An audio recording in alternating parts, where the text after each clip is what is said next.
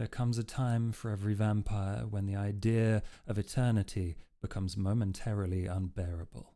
Living in the shadows, feeding in the darkness, with only your own company to keep, rots into a hollow, solitary existence. Immortality seems like a good idea until you realize you're going to spend it alone.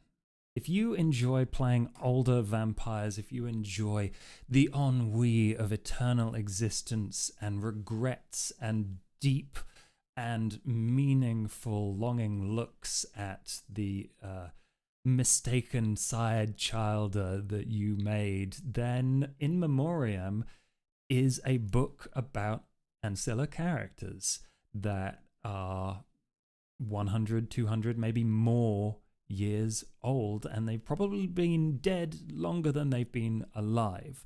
And I find like this game has come to a really interesting point since the first release in 2018. The style has changed, the guidance I feel has gotten better in these books, and the prompts are like very specifically catered in each book, and this is no different. It's also come at a really interesting time where White Wolf is now its own thing again and its own entity. There's a new creative director for World of Darkness, Jess Lanzillo, who came from Wizards of the Coast, and there's probably, maybe, hopefully, a kind of fresh take coming to the World of Darkness. And I really wanted to take a look at this book and the book that's coming after, Tattered Facade, as a touch point for how the game is now, and then looking into the future when the books that they're working on will kind of come to fruition, and the games as well, I suppose, and seeing how things are different, how it's evolved, which I'm really looking forward to. Next book is Tattered Facade, and I'd really like to make a review of that as well, which will be quite a lot of fun because the Bali are said to be in it. Demon-worshipping vampires. I don't know whether 5th edition will make them their own bloodline or maybe even just their own faction, kind of like the Setites became. It might be everyone's favorite ashtray, Samuel Haight, the joke character, who I would love to stay as a joke, but it's kind of cool that they're bringing back, or is rumored to bring back, Samuel Haight, who was every kind of supernatural, maybe, and was dumb and killed a bunch of people and then got turned into an ashtray. I don't know. We'll see if that happens, but I'd love to see how they do it.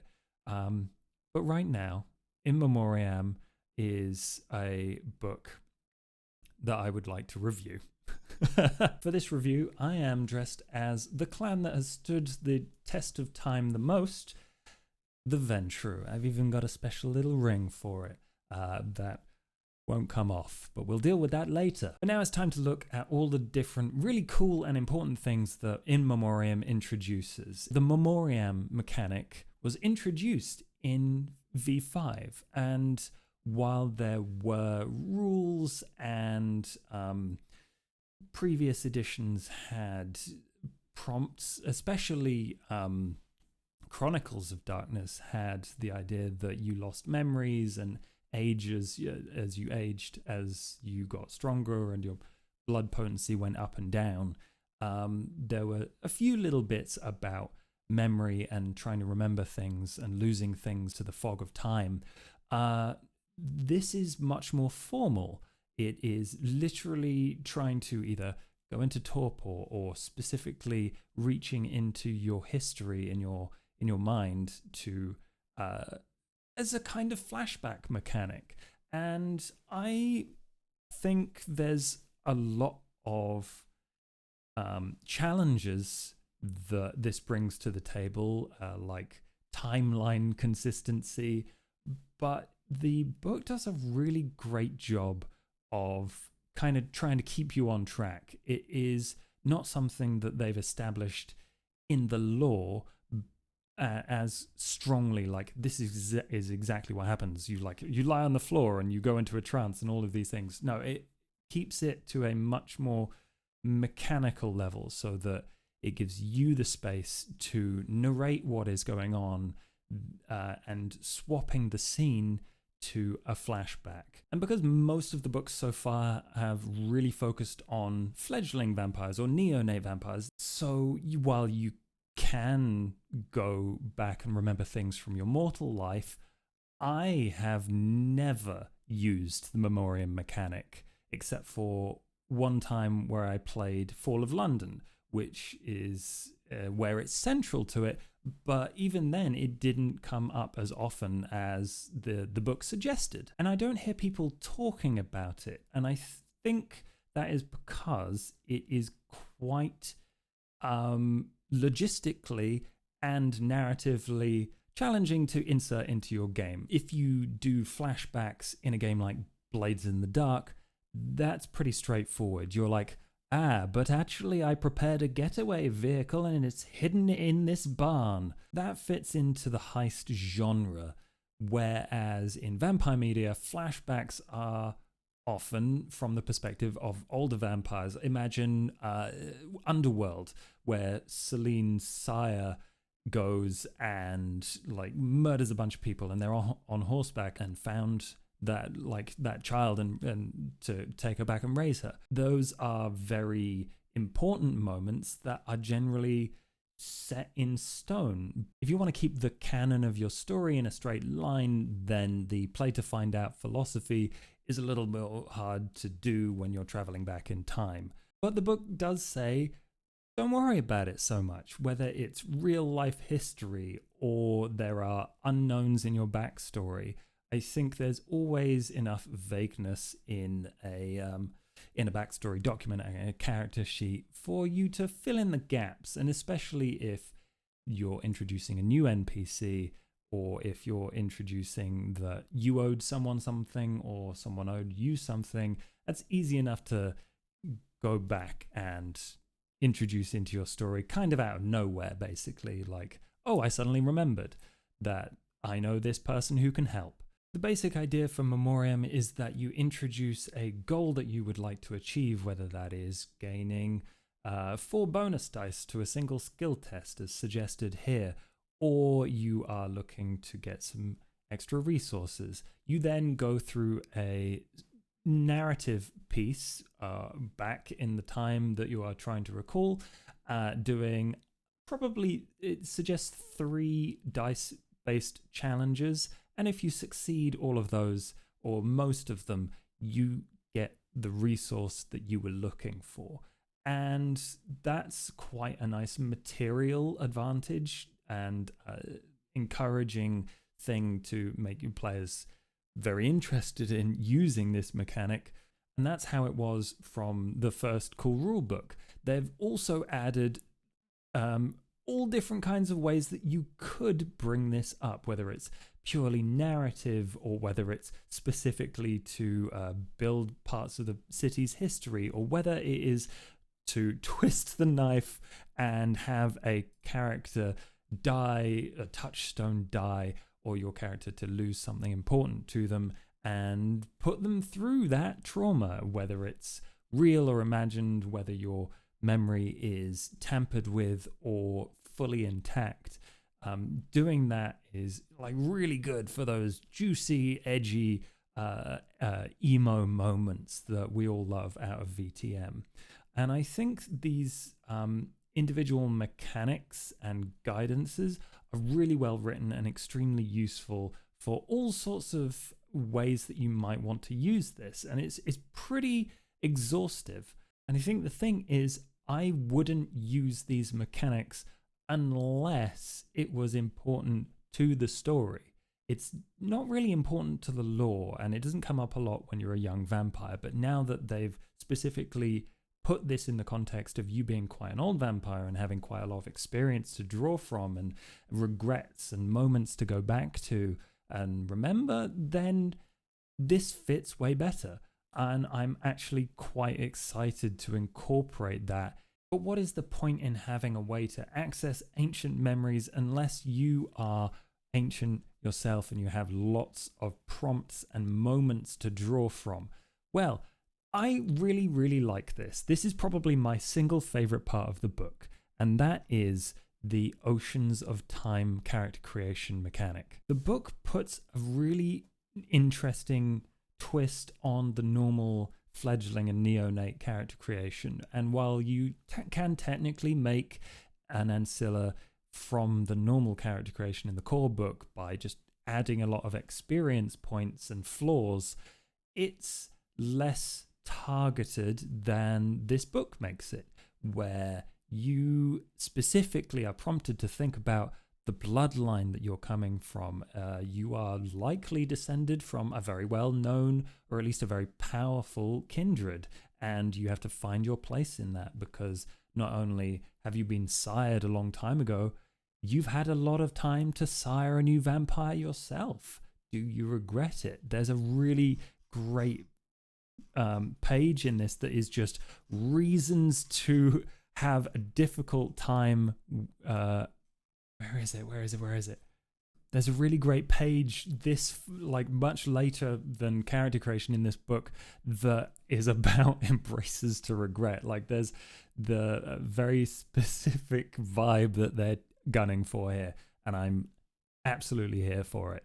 But back to the character creation, it caters for really low generation, very powerfully blooded vampires, high blood potency, low generation, as low as 8th, where I know there are a lot of players out there that like to play those ancient and established kindreds that have castles and histories and roots in a city, and all of those really fun, evocative, and fun to play with power moments for their character. And it allows for that, and in a really intriguing way with the Oceans of Time mechanic. You could also be 12th generation and less old, but much higher humanity and a bit more stable than some of the more degenerated vampires that you can create with this. I went through and I made the oldest vampire possible using this Oceans of Time, and it is the perfect quote to use for it, where crossing Oceans of Time to find you is about the length and breadth of what you'll be doing. You will be finding the eras, the times in your character's life where they went through really interesting things.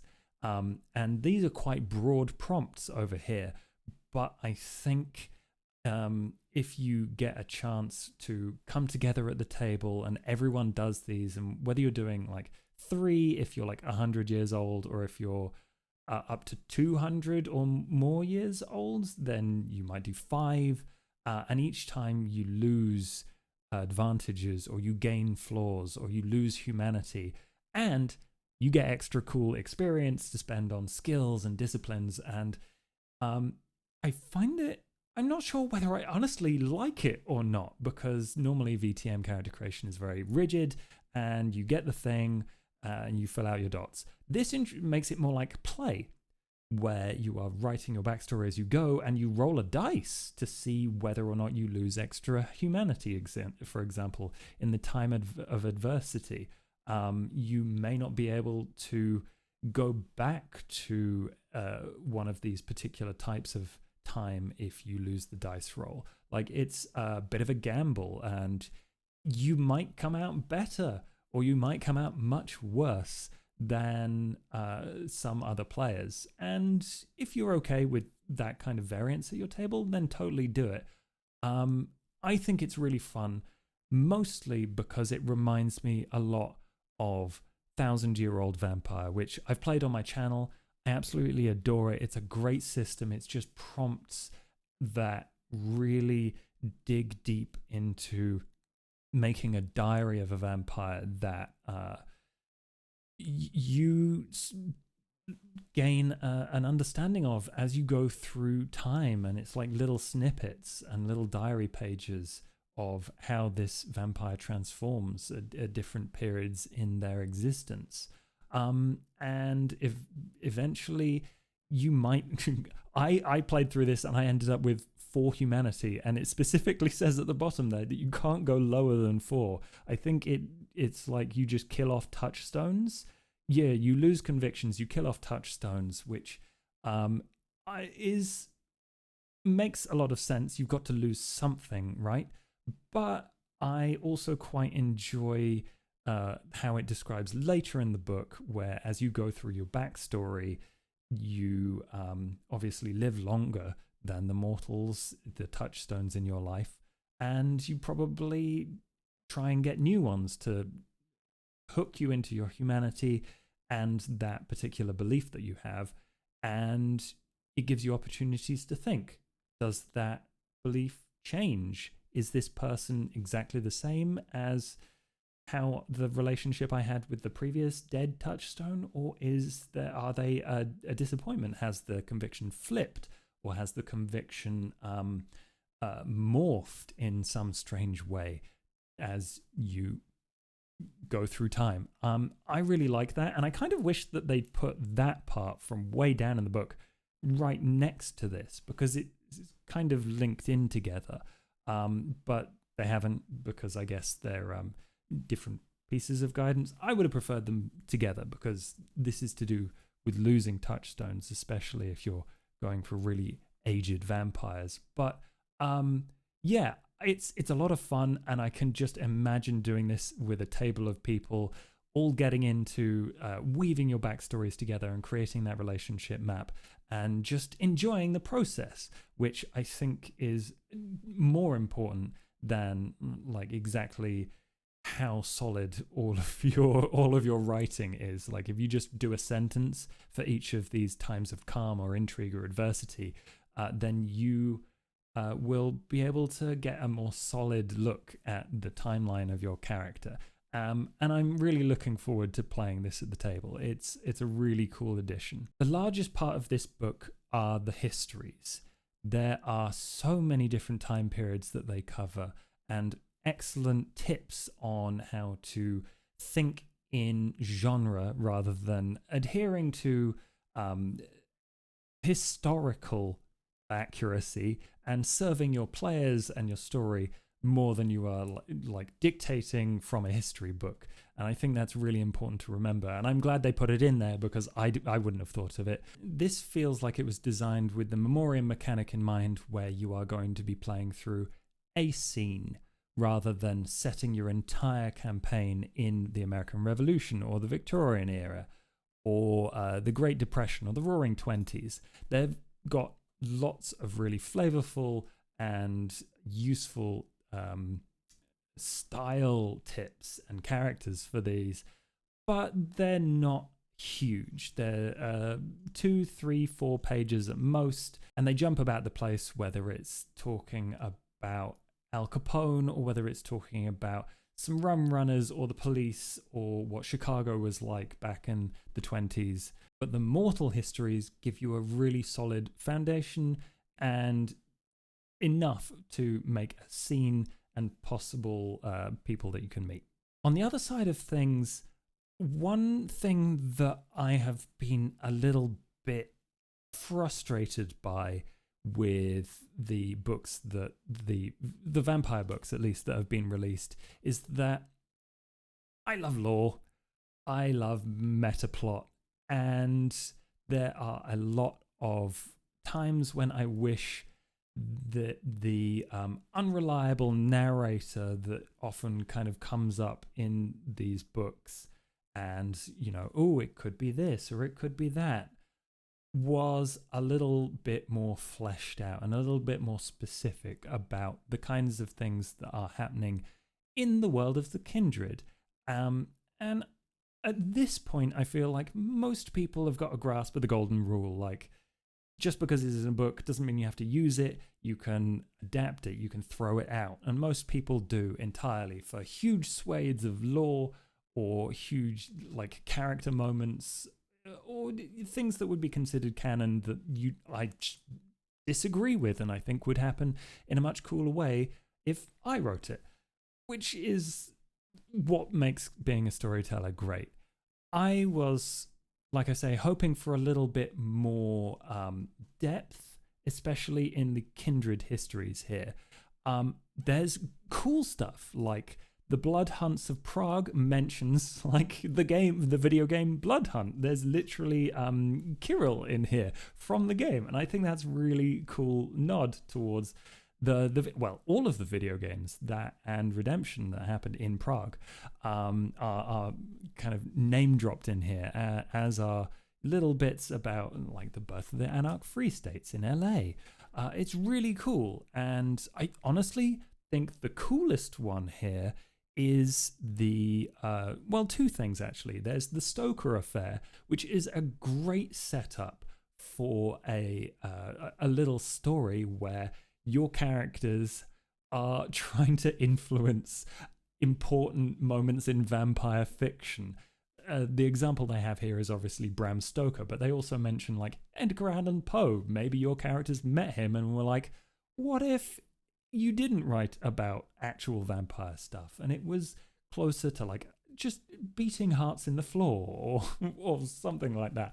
Just normal vampire things that are definitely not against the masquerade. And it's a really cool idea that I think has come up to a lot of people. It's certainly popped into my mind. But like writing it down like this, it gives me a lot of inspiration. And the other cool thing, or I guess cool story moment I adore, is the Trial of Mirrors. Kiminteri, a trickster, an ancient vampire, was in 1902 caught and put on trial.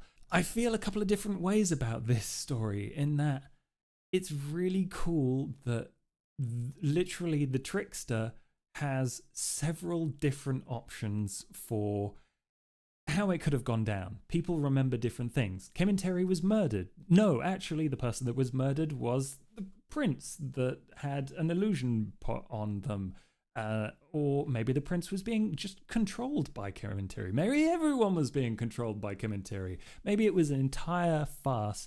Kiminteri wasn't even near the place, but it was utter chaos.